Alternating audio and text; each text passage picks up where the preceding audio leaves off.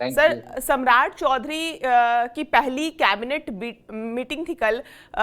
कई big ticket decision लिए गए जो गवर्नेंस और इंफ्रास्ट्रक्चर पुश को दिखाते हैं। 1500 महिला पुलिसकर्मी को स्कूटी देने का फैसला, इससे मोबिलिटी और फील्ड इफिशिएंसी बढ़ेगी। राज्य में 11 ग्रीनफील्ड टाउनशिप डेवलप होंगे। अर्बन एक्सपेंशन और प्लान डेवलपमेंट पर फोकस।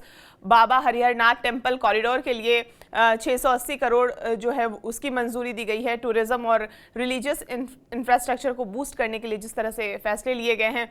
75 ITI इंस्टीट्यूट के अपग्रेडेशन के लिए 3615 करोड़ दिए गए हैं। स्किल डेवलपमेंट पर बड़ा इन्वेस्टमेंट है। IIT पटना को 305 करोड़। हायर एजुकेशन इंफ्रास्ट्रक्चर मजबूत जिससे होगा। पुलिस मॉडर्नाइजेशन पर, फॉरेंसिक सेंटर पर, डिजास्टर रिलीफ सिस्टम को भी अप्रूवल मिला है। और सबसे अहम बात है कि मीटिंग एक दशक बाद जो है वो नीतीश कुमार जिस तरह से लेते थे और फिर ये पावर शिफ्ट हुआ, तो ये नीतीश कुमार के बाद जो 20 साल के बाद अचानक से बीजेपी का एक तरह से ये फैसला था। कैबिनेट मीटिंग में हाँ 2 JDU के डिप्टी CM जरूर थे, लेकिन बीजेपी की एक तरह से लीडरशिप बीजेपी की थी। देखिए, जहाँ तक कल के कैबिनेट की बैठक की बात है और जिस तरह आपने बताया कि बीजेपी ने जिस तरह का जो निर्णय लिया है, जो आदेश पारित हुआ है, उससे पहले सम्राट चौधरी दिल्ली होकर आए और वो आने के बाद वो कैबिनेट में आए। ये इसमें 2 deputy CM Janata Dal United के तरफ से थे और बीजेपी के सम्राट चौधरी थे। पहली बार ऐसा देखा गया कि 3 लोगों के बीच ही ये बड़ा निर्णय हुआ, जबकि मंत्रिमंडल का विस्तार अभी तक नहीं हुआ। मुझे यहाँ तक स्मरण है कि इस तरह की ये दूसरी कैबिनेट की बैठक थी। पहली तो शपथ लेने के बाद ही वो औपचारिक थी, मगर ये दूसरी बैठक थी। दूसरी बैठक में जिस तरह से सम्राट चौधरी ने जो निर्णय लिए हैं पुलिस मॉडर्नाइजेशन पर, फिर एक 22 निर्णय लिए जिसमें 11 सैटेलाइट टाउन बनाने की ओर उन्होंने एक कदम बढ़ाया है और उसमें बहुत सारे ऐसे निर्णय हुए जिसमें ग्रीनफील्ड एयरपोर्ट की भी बात हुई है, जिसमें सोनपुर और भागलपुर को वो उन्होंने स्वीकृति दे दी है। जमीन सुल्तानगंज के पास गबीनाथ के पास जो बनेगा वो हो रहा है। उसके अलावा एक बड़ा आदेश दिया गया है कि 11 टाउनों में जमीन की खरीद बिक्री पर रोक लगा दी गई है। कोई जमीन की खरीद बिक्री अभी नहीं कर सकता, न वो जमीन पर कोई कंस्ट्रक्शन करता है।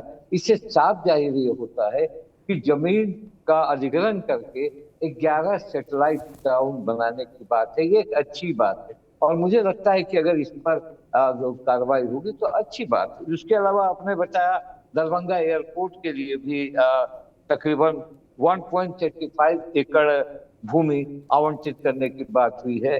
फिर हरिहरनाथ कॉरिडोर सोनपुर में कॉरिडोर जो बनाएगा 680 करोड़ की लागत से वो बनेगा। और पुलिस आधुनिकीकरण के बारे में आपने जो कहा कि 1500 स्कूटी पुरुष और 300 यानी तकरीबन 3200 बाइक खरीदे जाएंगे, जिसकी राशि भी आवंटित कर दी गई है। मॉडर्नाइजेशन की ओर भी बात गई है, मगर मेन फोकस जो है कल की मीटिंग की, कल जो विधानसभा का 1 दिवसीय सत्र होगा उस पर भी चर्चा हुई होगी। 1 दिवसीय सत्र जिस तरह से बुलाया गया है अपने स्ट्रेंथ को दिखाने के लिए, और वहाँ फ्लो टेस्ट जिसको कहते हैं वो फ्लो टेस्ट होगा। फ्लो टेस्ट बड़ा महत्वपूर्ण है। हालांकि लोग समझ रहे हैं कि फ्लो टेस्ट, तो मैं आगे बात करूंगा आपसे कि फ्लो टेस्ट एक बड़ा मुद्दा था कल के कैबिनेट का। और सम्राट चौधरी जिस तरह से आए हैं और मंत्रिमंडल का विस्तार अब तय है कि अब हो जाएगा मंत्रिमंडल का विस्तार। मगर मामला कहाँ फंसा है? मामला अभी भी फंसा हुआ है NDA में, वो विधानसभा के अध्यक्ष को लेकर। विधानसभा अध्यक्ष की मांग जनता दल यूनाइटेड ने की है और ये मैसेज लेकर सम्राट चौधरी दिल्ली भी गए थे कि विधानसभा का अध्यक्ष उन्हें मिलना चाहिए। कल जब सदन की कार्रवाई शुरू होगी तो दिखेगा कि क्या विधानसभा प्रेम कुमार ही चलाएंगे कि कोई प्रोटेम स्पीकर होगा, ये देखने वाली बात होगी। प्रेम कुमार क्योंकि अभी है अध्यक्ष, चलिए वो कल का चलाएंगे। और कल हो सकता है कि नए विधानसभा अध्यक्ष की चुनाव की बात की हो, जो हो वो देखा जाएगा। मगर यहाँ फंसा हुआ है पेच ये।